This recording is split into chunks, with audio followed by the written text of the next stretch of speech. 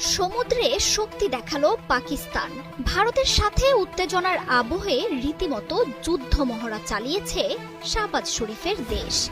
রবিবার পাকিস্তানের নৌবাহিনীর পক্ষ থেকে ফ্লিট ইউনিট, মেরিন ও স্পেশাল সার্ভিসেস গ্রুপের এই মহড়ার তথ্য নিশ্চিত করা হয়।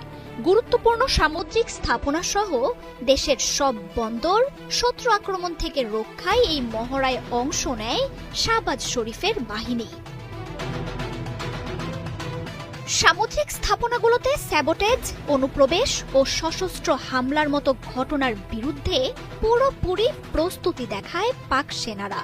গেল সপ্তাহেই ভারতের পক্ষ থেকে পাকিস্তানে নৌবাহিনীর মাধ্যমে সম্ভাব্য হামলার হুঁশিয়ারি দেয়া হয়।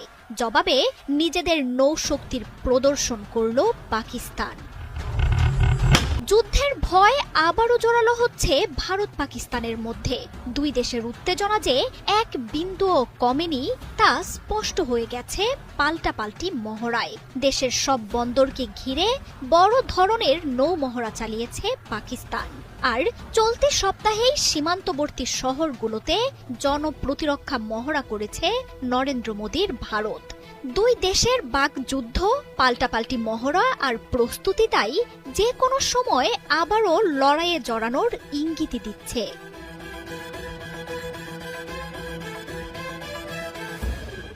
সংঘাত বন্ধ হলেও ভারত পাকিস্তান উত্তেজনায় ভাটা পড়েনি, বরং একে অপরের বিরুদ্ধে লড়াইয়ের অস্ত্রে শান দিচ্ছে দুই বাহিনী। শনিবার পাকিস্তান সীমান্তের রাজ্যগুলোতে সিভিল ডিফেন্স মহড়া চালিয়েছে ভারত সরকার। জম্মু কাশ্মীর, পাঞ্জাব, হরিয়ানা, চণ্ডীগড় ও গুজরাটের মতো রাজ্যগুলোতে যুদ্ধ পরিস্থিতিতে বাসিন্দাদের প্রস্তুত রাখতে মহড়া চালানোর কথা জানায় মোদী প্রশাসন। যুদ্ধ বিমান, ড্রোনের হামলা সহ প্রতীকী যুদ্ধের পরিস্থিতি সৃষ্টি করা হয় ভারতের এই মহড়ায়। বাজানো হয় বিমান হামলার সতর্কতা সূচক সাইরেন। জরুরি সেবাকর্মীরা উদ্ধার কাজ চালায়। মহড়ায় বাসিন্দাদের নিরাপদে সরিয়ে নেওয়া সহ জরুরি কাজে অংশ নেন দমকল কর্মী ও স্বেচ্ছাসেবকরা। ব্ল্যাকআউটের মতো ব্যবস্থাও নেওয়া হয় এই মহড়ায়। মে মাসের প্রথম সপ্তাহের পর এই নিয়ে দ্বিতীয়বারের মতো সিভিল ডিফেন্স মহড়া চালালো ভারত।